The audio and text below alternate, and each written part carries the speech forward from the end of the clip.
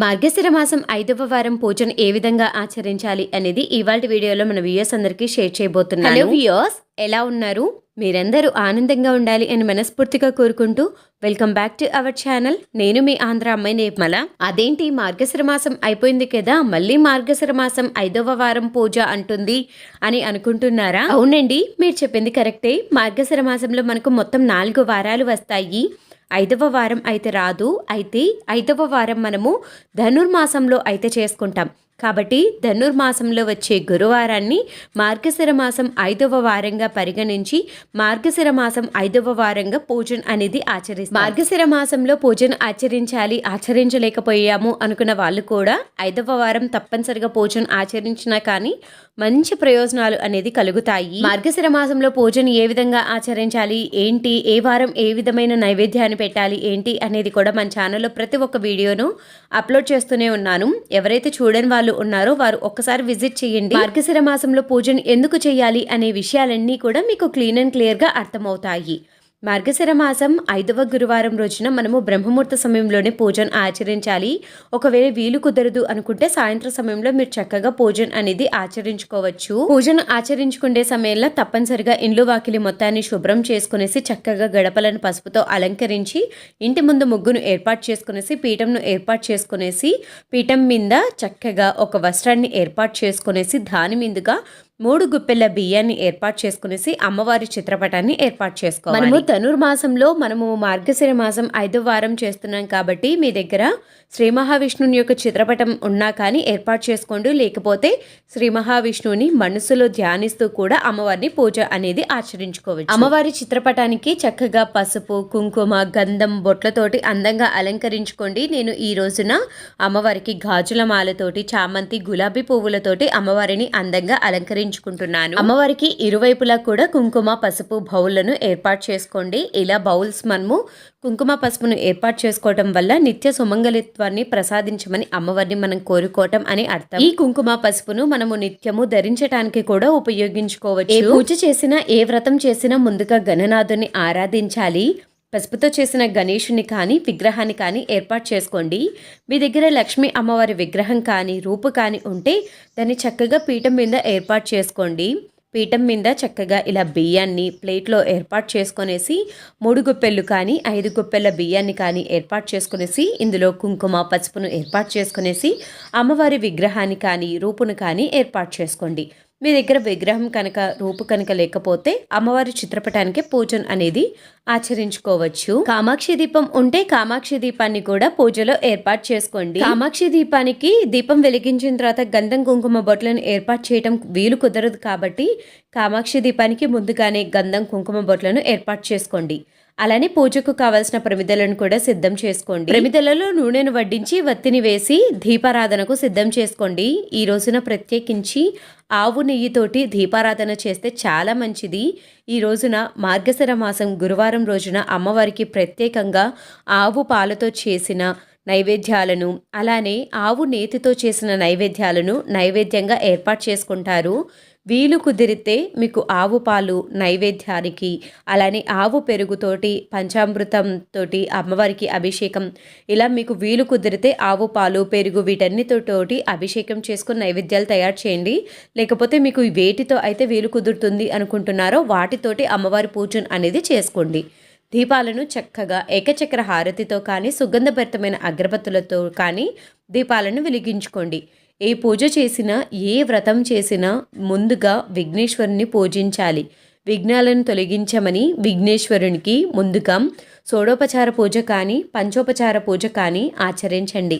ఇవేమీ వీలు కుదరదు అనుకుంటే ఓం గం గం గణపతియే నమః అనే మంత్రాన్ని 11 సార్లు జపిస్తూ చక్కగా గణనాథునికి కుంకుమ, పసుపు, గంధం, అక్షంతలు, పుష్పాలు, ధూపం, దీపం, నైవేద్యాన్ని ఏర్పాటు చేసుకోండి.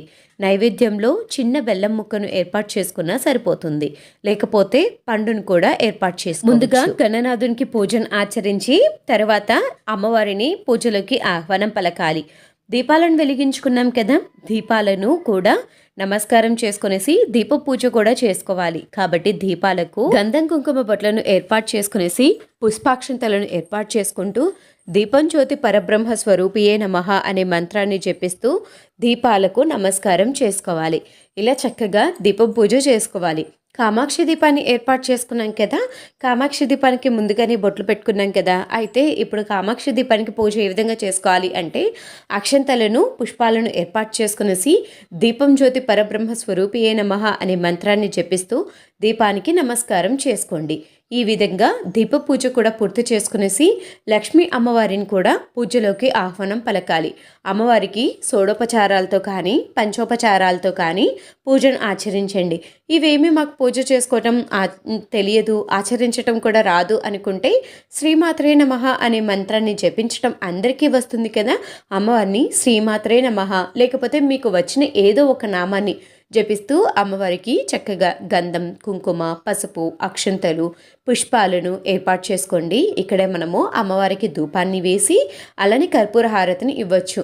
కర్పూర హారతి ఇక్కడైనా ఇవ్వచ్చు, లేకపోతే పూజ మొత్తం పూర్తయిపోయిన తర్వాత కూడా అమ్మవారికి చక్కగా కర్పూర హారతిని అయితే ఇవ్వచ్చు. అమ్మవారికి తాంబూలం ఏర్పాట్లు కూడా చేసుకోవాలి. అమ్మవారికి తాంబూలం 5 వారాలలో మీకు ఎంతైతే వీలు కుదురుతుందో అంత తాంబూలాన్ని అయితే ఏర్పాటు చేసుకోవచ్చు. కొందరు 5 వారాలు చీరను పెట్టుకొనేసి కూడా అమ్మవారికి తాంబూలాన్ని అయితే ఏర్పాటు చేసుకుంటారు. వీలు కుదరని వాళ్ళు చక్కగా అమ్మవారికి జాకెట్ ముక్కలను కూడా ఏర్పాటు చేసుకోవచ్చు.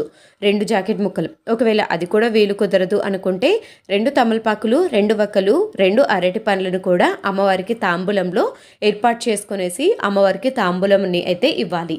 ఈ తాంబూలంలో పెట్టిన ప్రతి ఒక్క వస్తువును కూడా మనమే ఉపయోగించుకునేటట్లుగా ఉండాలి. అలా ఉపయోగించుకునే వస్తువులను అమ్మవారికి తాంబూలం ఇవ్వండి.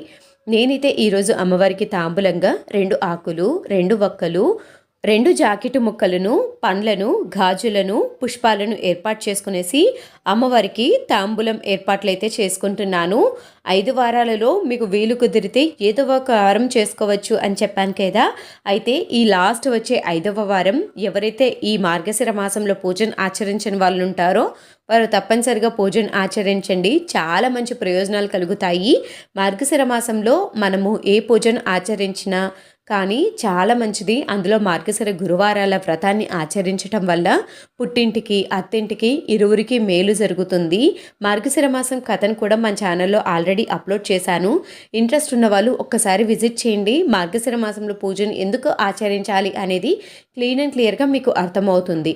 అమ్మవారి యొక్క అష్టోత్తరాలను, విష్ణు సహస్రనామం, లలిత సహస్రనామం వీటన్నిటిని చదువుకోవాలి.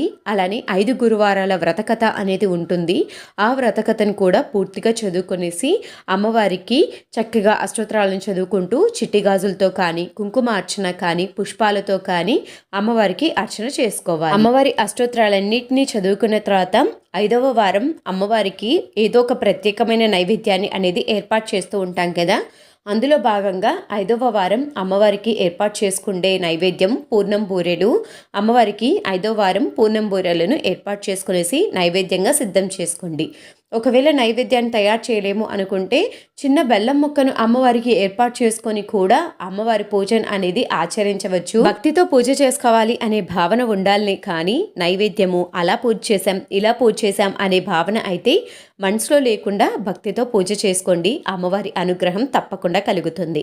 చక్కగా అమ్మవారికి పూజను ఆచరించి అమ్మవారికి కర్పూర హారతిని ఇవ్వాలి. అలానే అమ్మవారికి సుగంధభరితం అంటే ఎంతో ప్రీతికరం కాబట్టి సుగంధభరితమైన ధూపాన్ని కూడా వెయ్యాలి. పూజను ఉదయం సమయంలో ఆచరిస్తే సాయంత్రం సమయంలో పీఠంను ఇలానే ఏర్పాటు చేసుకునేసి మీరు పూజను అయితే చేసుకోవచ్చు. ఒకవేళ మాకు అడ్డంకి ఉందండి, రేపటికి మేము పూజ చేసుకోలేము, పీఠంను కదిలిస్తాము అనుకుంటే గురువారం రోజున సాయంత్రము దీపారాధన చేయకుండానే పీఠంను కదిలించి యథావిధిగా పూజ సామాగ్రిని అన్నిటినీ ఏర్పాటు చేసుకునేసి పూజ మందిరంలో పూజ అయితే చేసుకోండి. శుక్రవారం, శనివారం 2 రోజులు ఎటువంటి ఆటంకం లేదు అనుకుంటే చక్కగా గురువారం పూజను చేసుకొని శుక్రవారం కూడా పీఠంను అలానే ఉంచుకొనేసి శనివారం రోజున పీఠంను అయితే కదిలించుకొనేసి పూజ అనేది ఆచరించుకోవాలి. సో మార్గశిర గురువారం రోజున పూజను ఏ విధంగా ఆచరించవచ్చు, 5వ వారం పూజను ఏ విధంగా ఆచరించాలి, అలానే పెట్టవలసిన నైవేద్యం గురించి ఇవాల్టి వీడియోలో తెలియజేశాను అనుకుంటున్నాను. రేపటి వీడియోలో అమ్మవారికి పెట్టే నైవేద్యాన్ని ఏ విధంగా తయారు చేయాలి అనేది తప్పకుండా షేర్ చేస్తాను. ఈ వీడియోలో మీకు ఎటువంటి సందేహాలు ఉన్నా నాకు కింద కామెంట్ సెక్షన్లో కామెంట్ చేయండి. ప్రతి ఒక్క సందేహానికి కూడా కామెంట్ సెక్షన్లో రిప్లై ఇస్తాను. మరొక చక్కని ఇంట్రెస్టింగ్ బ్యూటిఫుల్ వీడియో తోటి మీ ముందుకు వస్తుంది మీ ఆంధ్ర అమ్మాయి నిర్మల.